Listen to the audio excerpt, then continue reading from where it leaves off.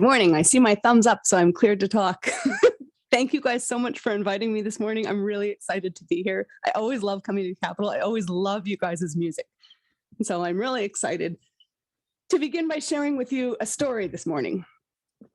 It's not exactly a children's story. Amanda said I could take some creative license. Just as I was beginning seminary, my congregation moved to a new building. I was on the board at the time. I was a general busybody with my nose in everything. I'm sure you know the type. I was involved somehow in renovating the space to make it suitable for Unitarian Universalists.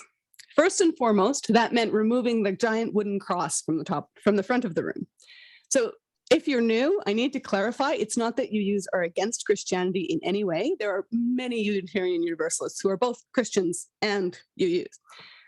But there's a lot of who aren't, and it would be a little weird to have one perspective lifted up like that. So this giant cross looming over us every Sunday would be a little too much Jesus for our particular congregation. So the theology of this was very clear. The practicalities of implementation proved to be a little bit trickier. This is often how it goes with religion. It turns out wood is heavy. Even getting this thing off the wall was a feat of engineering and a near-death experience, and now what? A ginormous cross doesn't exactly fit in the back of a minivan. It would need to be maybe cut up into pieces, but you can't use the circular saw in the building because sawdust flies everywhere. The building committee had already told me no more power saws in the sanctuary. So this was the line of thinking that led me to a conversation with my friend Anne, who I hear is going to be preaching here at Capitol next Sunday. Anne, as you probably know, is a fully baked UU minister with all the maturity and perspective that comes with that. So her viewpoint can be different than mine sometimes. This is a sensitive time for your neighbors, Anne said to me.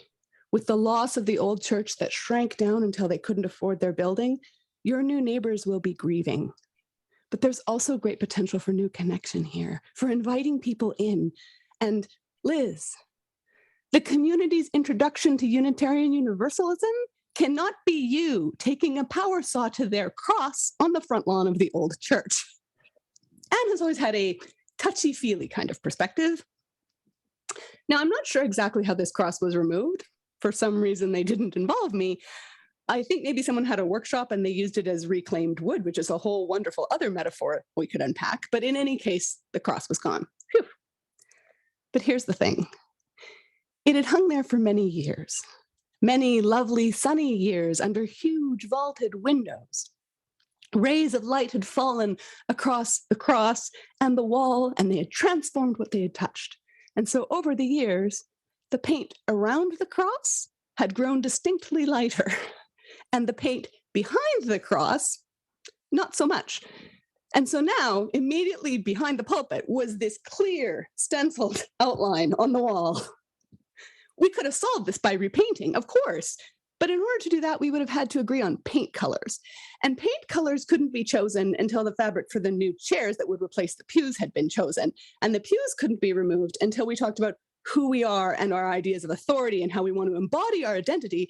And also the chairs committee had run into some challenges, and we were having a rediscussion of the covenant of right relations. And so for several months, we did not worship under a giant cross. Instead, we worshiped under the very conspicuous shadow that was cast by its absence. A giant metaphorical Christianity was here symbol stenciled above our head. In more ways than one, actually. On the literal wall, of course, but also in the conspicuous role that the Protestant tradition we came from played in everything we did. The tunes of the songs we sang, the piano accompaniment, the format of a sermon, the fact that we were meeting on Sunday morning, led by a professional in a building that was owned for that purpose.